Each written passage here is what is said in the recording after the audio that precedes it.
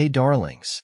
Today, as always, Masha woke up a little earlier than the set alarm time, or more precisely, at 6:30 in the morning. Behind the tightly closed curtains, the rain drummed heavily, and under the warm blanket it was so cozy. If only I could get some sleep once and, moreover, not get out of bed all day, thought Masha. But then, as always, she forced herself to get up. Today, as always, Masha woke up a little earlier than the scheduled alarm time, or more precisely, at 6:30 in the morning. Behind the tightly closed curtains, the rain drummed heavily, and under the warm blanket it was so cozy. If only I could get some sleep once and, moreover, not get out of bed all day, thought Masha. But then, as always, she forced herself to get up. Open the curtains. Make the bed. Put on a robe and go to the bathroom. Brush your teeth. Wash yourself in general. Put yourself in order. Then, to the kitchen. Make breakfast. But not just for you, but for the whole big family.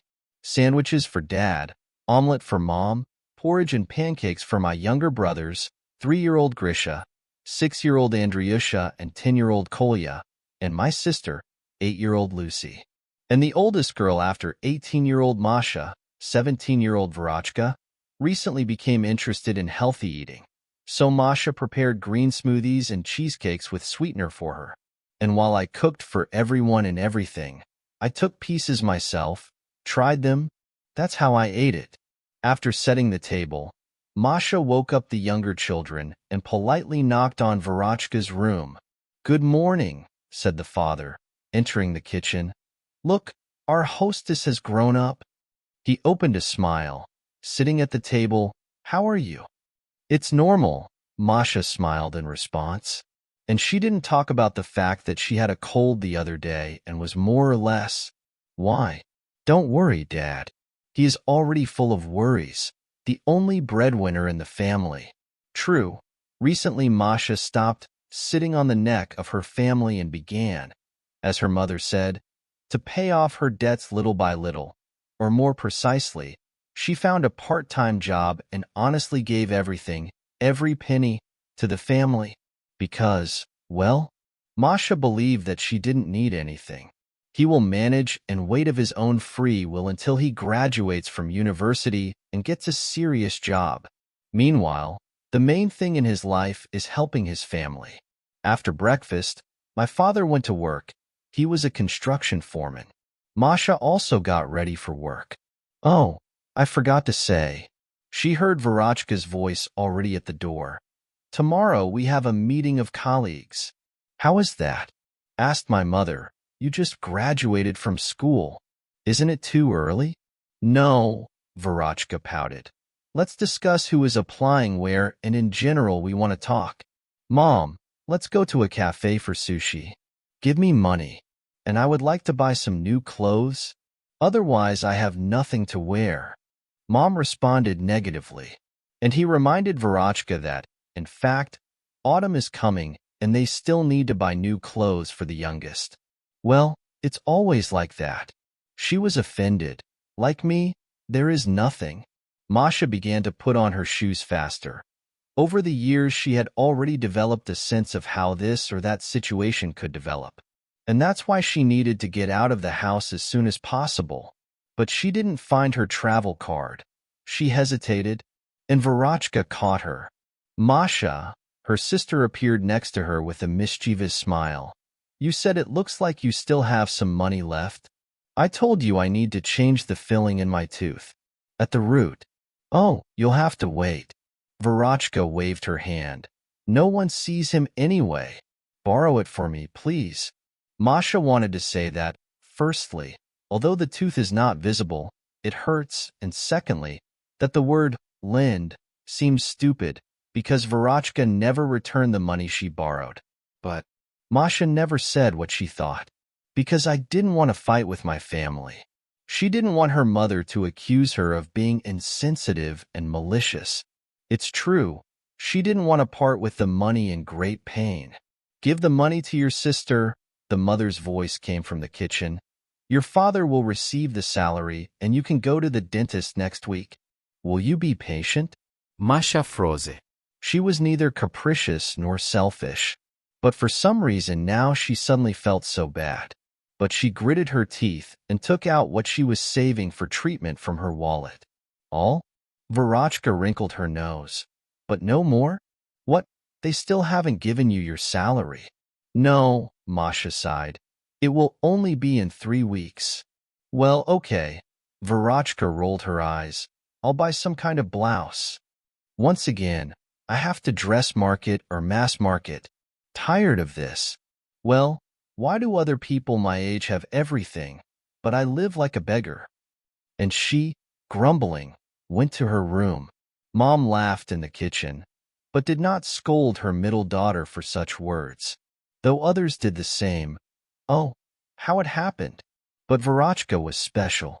She was an exception. And the fact is that the girl was born prematurely and at the age of 6 fell unsuccessfully while riding a bicycle and suffered clinical death. The doctors miraculously saved her. And then her mother swore that she would love her more than anyone in the world. And she firmly kept her word. Masha, at first, did not consider herself entitled to say that love is one thing. But giving in to every whim and being pampered is completely different and even unnecessary. She got used to living the way she did. And she only timidly allowed herself to hope that one day, someday, everything would change. Maybe when she graduates from university, or when she gets married and leaves her family. Opening the umbrella and deftly jumping over puddles, Masha ran to the bus stop, got into a minibus with the right number, and went to the outskirts of the city. There, on a street lined with beautiful multimillion-dollar cottages, she worked as a maid for the 2nd month. And in principle, it was a good part-time job. The Grama family house had a permanent maid, but Masha was hired as an assistant for a while, during the summer, because in the summer they had parties, then guests came and the children stayed at home. True, while Maxim, just 20 years old, was at home. And where was the owner's daughter? I was on vacation and traveling abroad. Masha rang the intercom and the gate door was opened by Dmitri, the security guard. She walked through the well-kept garden to the house, put on her uniform, a black formal dress with a snow-white apron, straightened her hair, and went to carry out his duties. And the morning, as it didn't start very well, continued with a day of little success. Because the owner's son approached Masha. Hi, he smiled. What are you doing? I'm training beavers, replied Masha. Can't you see, or what? I'm cleaning the couch. Help? Thank you. But I can handle it. Maybe when we're done we can have a cup of coffee? Masha rolled her eyes. Maxim went back to doing his thing, but she didn't seem to give him a single reason. And in general, right after he showed interest, she explained to him that no, she was not interested in all kinds of intrigue. And although he said no, everything was serious. Masha didn't believe him at all, because it was obvious that he, the son of millionaires, the golden boy, and she, the most ordinary girl, could have nothing in common.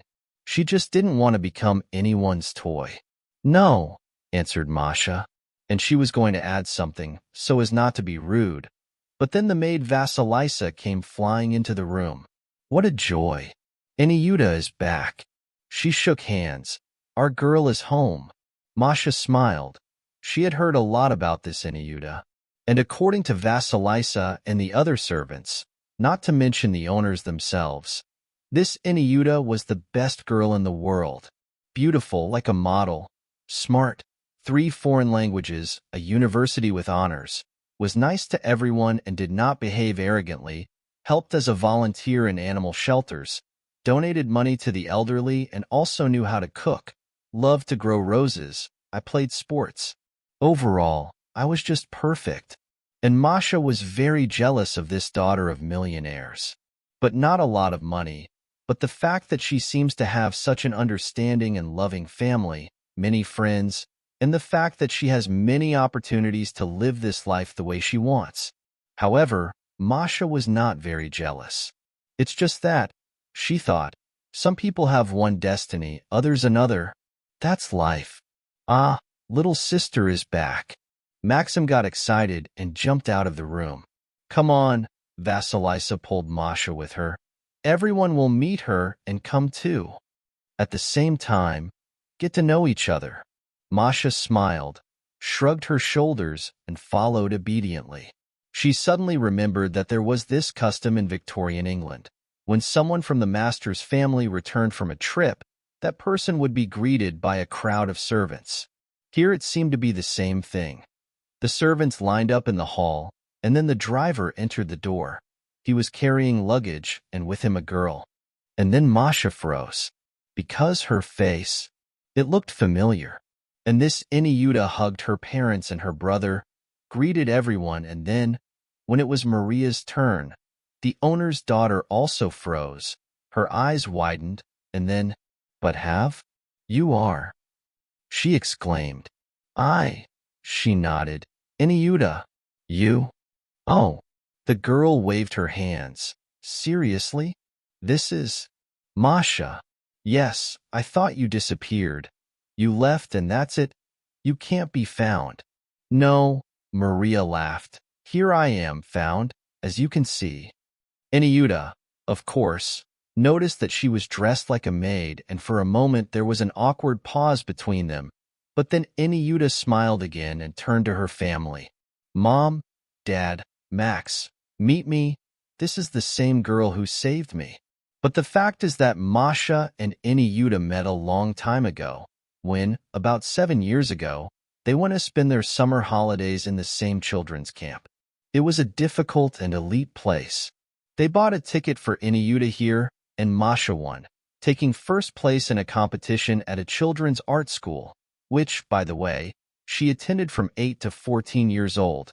And then her mother said that there was no extra money in the family. But while the girls were on vacation for the first few days, they didn't even cross paths in any way. And then the camp management decided to organize a small hike with an overnight stay in tents near a fire in the nearest forest. And this little adventure was a great success, except for one nuance, that 2 girls were lost. But one of them, Iniuta, was the last to walk and got out of the way when she saw a deer in the depths of the forest, and Masha ran to catch up with her. And they weren't able to get back to camp or find a group of small tourists before dark. The girls, of course, were terribly scared, and Iniuta, although she was 2 years older, quickly began to cry and panic. Masha supported her as best she could, sharing the sweets that she kept in her pockets. The night, fortunately, turned out to be warm, but they still felt very bad and scared. Yes, then the girls came across a small swamp, and yes, there they, unfortunately, became witnesses of such a rare natural phenomenon as the will-o'-the-wisp. Iniuta was terrified. She started running and she started being pulled into the swamp. How deep was it?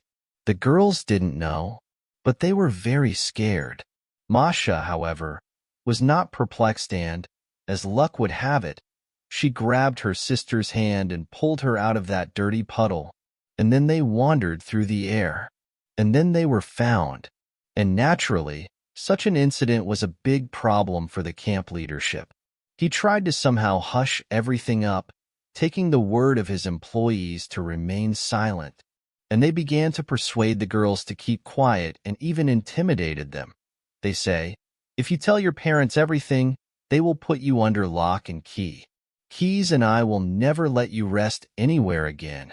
And then it happened that literally the next day Masha's parents came to pick her up.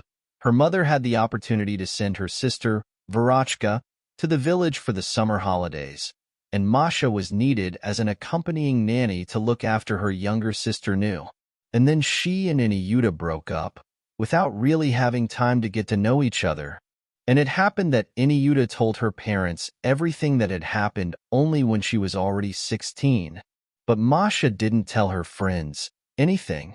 Now, having met a year later and getting to know each other, they, naturally, were terribly happy.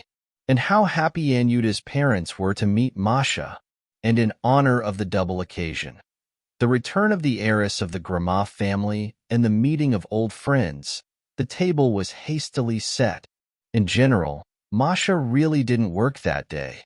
And then in the evening, when she was getting ready to go home, Yuta called her to talk in secret. "Listen," she said, "just don't be offended, please. But you have financial difficulties in life, right? I mean, you work as a maid." Masha was not used to it and, in principle, did not know how to complain about life with strangers. But with Yuta, everything was different. And she, however, still did not complain directly, but answered as it was that yes, the family needs money, so yes, she works part-time. "Please give me the card number," Yuta said simply. Masha froze. What did they just offer her? And she was still offended. "What are you talking?" Yuta ran to make peace. "I just want to help. And if it's easier for you, then you give it back later when you can." "No," Masha pouted. "Your parents pay me well anyway." "You've always been stubborn, haven't you?" Yuta smiled. "Okay, can I at least recommend my dentist? It does wonders for your teeth. Let me schedule your visit, okay? It's just, his appointment is scheduled 3 months in advance, but from an acquaintance." Masha agreed with this. And then, since the tooth still hurt, she also managed to complain. She agreed to borrow money from Yuta for treatment. Overall, a problem was resolved and Masha was very, very grateful for the help. And then, a few days later, when Masha was leaving the university, the session was almost over. A red sports car stopped in front of him. "Masha, hi." Yuta waved her hand. "Hello." She was happy with her friend. Yuta drove to the end of classes on purpose. She asked Masha to go shopping with her. "It seems to me that you have great taste," said the daughter of millionaires. "You studied at art school. Can you help me choose a bag?" Masha nodded. "Why not? But I would know what it would be like." It turns out that when Maria left the mansion, her friend noticed everything. The patched jacket and the ankle boots, whose heels almost fell off and the sole almost peeled off. And Masha's bag is already worn out and peeling off. Yuta, by the way, took her friend not to a shopping mall, but to a quiet street in the city center. On both sides there were designer stores. Masha has never been to such places in her life. And yes, she was shy when the first boutique looked at her like that. The salesgirls looked at her like that. In general, it was not difficult to guess that they would have kicked her out. But Yuta was with Masha. That, it was also clear, he was only used to dressing in those places. Yuta twirled in front of the mirror with some bags. "Which one would you choose, well, for yourself, for example?" She suddenly asked Masha. "That one. The one made of sand with strips of pearls." "I see." Yuta nodded. "This is an everyday model. What if it's for going out?" "There. Which is emerald green, and I think it still needs accessories. For example, a matching belt. It will suit you very well." "No," Yuta smiled. "I was asking about you." "But," Masha was confused, "I thought you were just talking about my taste." "Right. We will buy according to your taste. You take it to the cashier," she told the saleswoman. "What?" Masha rolled her eyes. "No, I can't accept it." "No," Yuta smiled again. "And if you refuse, I will be offended. Can't I just please my best friend?" "Yes, after you saved me in the swamps, this is the least I can do for you." In general, no matter how much Maria fought, that day she became the owner of 2 bags and a belt for herself, as well as 3 pairs of new shoes, a fuchsia summer coat, a dress in cherry and cream color, and also a suit. No one has spoiled her so much in life. And yes, Masha was a little embarrassed, but she was also so cheerful, so giddy, as if she were a baby and, having gone to the toy store, could choose whatever her heart wanted. In fact, this never happened to her as a child. But she witnessed how one day her parents fulfilled all of Verochka's wishes in a toy store. because Verotchka, in their opinion, of course, deserved it, and somehow it turned out that Masha began to see Iniyuta very often. They drank coffee and cake together. They went to the cinema and visited the zoo, and Maxim joined them more than once. "You know my brother is in love with you, right?" Iniyuta once said. And then, when Masha began to verbally fight back, saying that this is impossible, they are suitable for each other, then Iniyuta began to so ardently convince her otherwise. "Just give him a chance," she said at the end. "He's a great guy." And then Masha gave up, and she accepted Maxim's invitation for a real date. As for Maria's work at the Gromov mansion, she no longer came to work as a maid, because Anyuta's own mother told her that it was unfair that her daughter's savior was a maid. And Anyuta's father simply put an envelope with money in Masha's hands and said that it was a loan, and that you can return it interest-free and even after 100 years. How could I refuse? And of course, all these changes in Maria's life could not go unnoticed by her own family. But then the reaction to the fact that she was friends with millionaires was completely ambiguous. In other words, at first her mother didn't like it very much, because Tamara sincerely believed that rich people are bad and rude and therefore will negatively influence Masha. But when she found out they helped with money, she changed her mind. "Give it here," she said, taking the same envelope courteously. "They'll be with me, just in case. Otherwise, I know how you can spend it all. Look, I got some clothes for myself, expensive perfume. Is it okay that we are almost starving? Look, I'm splitting the chicken for 4 days." Masha tried to explain that things are gifts. Mom laughed. Maria, in fact, explained to the family where this friendship came from. And in fact, the only person who took it more or less calmly was her father. "Well, be friends as long as you can," he said. "Just remember there's still different people." But Verotchka, Verotchka was not at all happy for her sister. She immediately looked offended by Masha, and she openly said yes, she was jealous. "Why do you always get everything?"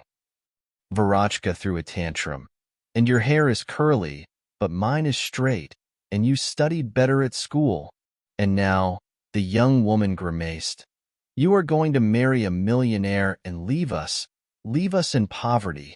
It all ended with Verotchka agreeing to make peace only on condition that Masha gives her the same emerald greenback. Masha gave. Although it was a shame and scary, she herself liked this bag so much.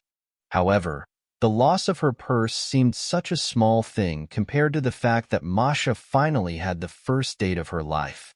And everything was so beautiful and romantic. A table in the restaurant, quiet music, and behind the panoramic windows, a view of the river. "Now admit it," Maxim said over dessert and looked into Masha's eyes. "Are you in love with me?" "Yes," she replied and felt like the happiest girl in the world. Was it really, she thought, that I found myself in a fairy tale? And is this all really happening to me? Oh yes, it was all real. But the fairy tale suddenly turned from kind and bright to cruel, because suddenly 2 guys got up from the next table and walked towards them. "Congratulations, Max." One of them smiled. "That's it, you won." "Maxim," Masha was confused. What's going on? Who is it?" And her handsome prince suddenly looked so guilty, and at the same time it's cold. "Mash, I'm sorry," he swallowed. "But I don't love you. It was a bet. We bet him," said the other guy, "that he could seduce anyone, you know? So, he said that a new maid came to work in their house. Well, we gave the task to make you fall in love with him. That is all." "Sorry," repeated Maxim. "I didn't know then that you and Iniyuta knew each other and that you would become friends with her. And then, I had no choice. I couldn't break my word, you know?"